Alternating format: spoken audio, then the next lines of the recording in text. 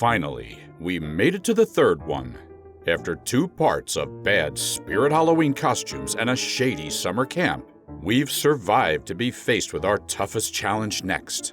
The last part of Netflix ruining R L Stine's Fear Street. Except this isn't part 1 or part 2, it's the big third, part 3. So, the corporate goons at Netflix needed to do something so insane, something so cringe, and so pain-inducing that only your high school drama teacher would enjoy. A community theater production of Shakespeare. At this point, I'd rather have a guy axe me to death than have to endure this. A long, long time ago, in the year 1666, in the most ethnically diverse community of old-timey Shadyside, there is Dina, the evil witch Sarah Fear, because, like a community theater production of Shakespeare, they can't afford any other actors.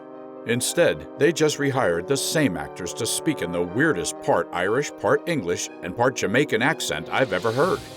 Which it turns out is just an excuse to bring back the world's most toxic couple. Because if there is one thing to learn from Fear Street is that all toxic relationships are immortal. Just ask Romeo and Juliet. Then all the young people of this village decided to go party and do portobellas. Of course, I, a mysterious voice on YouTube, have never partaken in any such drugs. Don't do drugs, kids. However, hypothetically speaking, when one partakes in the magical portobellas, they start to conjure up weird thoughts, like weird conspiracy theories about how a witch is haunting the whole area, and Satan is working his magic, or that this movie is fit for human consumption. Some crazy thoughts, I know. To keep the movie somewhat interesting, Colonial Dina and Sam run from the party and start to make out, and say what they are doing is wrong. Have you seen the first 2 movies? These 2 lunatics have tried to kill each other at least 7 times by now, yet they're still dating. Love is weird, but the guy watching them make out is weirder.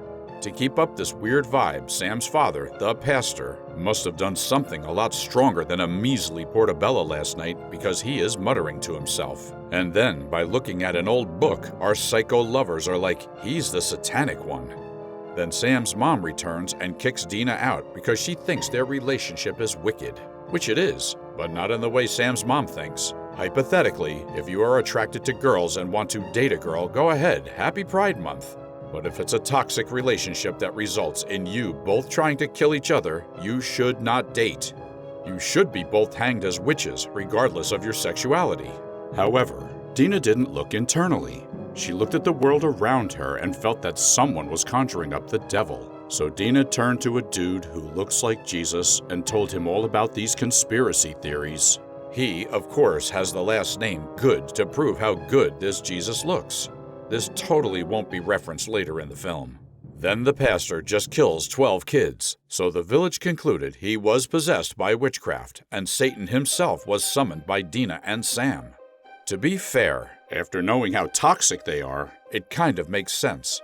As the town goes on a witch hunt, Sam and Dina have more dramatic dialogue that sounds like an 8-year-old saying, "Hath dot attractive," while constipated.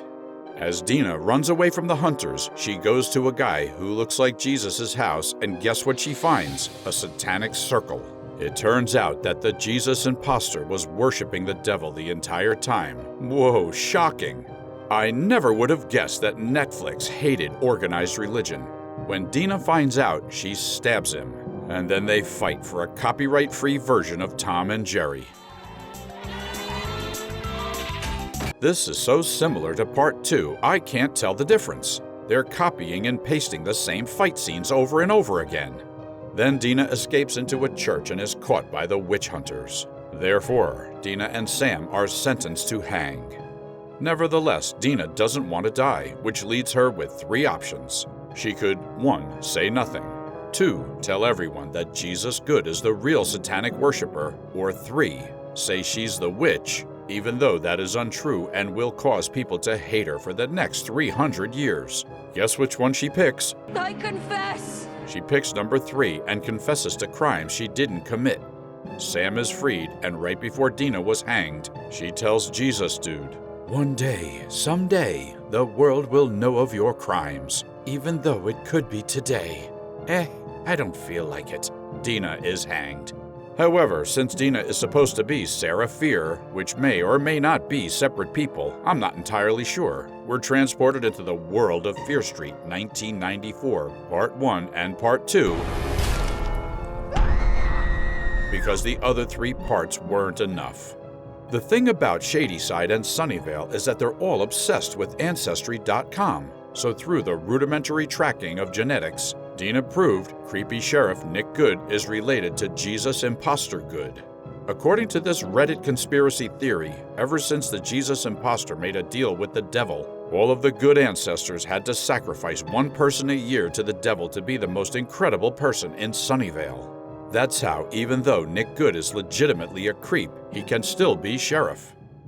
The devil then feasts on their blood of Shadysides and keep them poor forever. Wahahaha. Or Dina could be mentally insane and has been taking way too many colonial portobellas. I won't say which one I believe. That's up to you to decide. The gaggle of Shadysiders come up with a plan to lure all the Spirit Halloween people into the mall and lock them up inside each store. They propose the best way to do this is to spread Dina's blood all around to trap all the Spirit Halloween people inside. To kill Nick Good, they propose to carry him and cover him in Dina's sick blood. But their little prank didn't attract the Spirit Halloween people. They've attracted something even worse. A mall cop. Nothing that screams justice like a mall cop. However, sadly for my new favorite character, he gets stabbed by the Spirit Halloween dude and dies. A moment of silence for mall cop. He was the one person in this film that was believable. To type F in the comments to pay respect. After the true tragedy, the Shadysiders' plan works and their archenemy Nick Good appears. Ziggy from Fear Street Part 2 starts flirting with Nick Good by dousing him in Dina's blood. Ah, so romantic. As the Spirit Halloween people tried killing him, Nick started to attack Ziggy. In an attempt of mutual destruction, either they die or live, so Dina stabs herself to produce more blood and get them to stop attacking one another.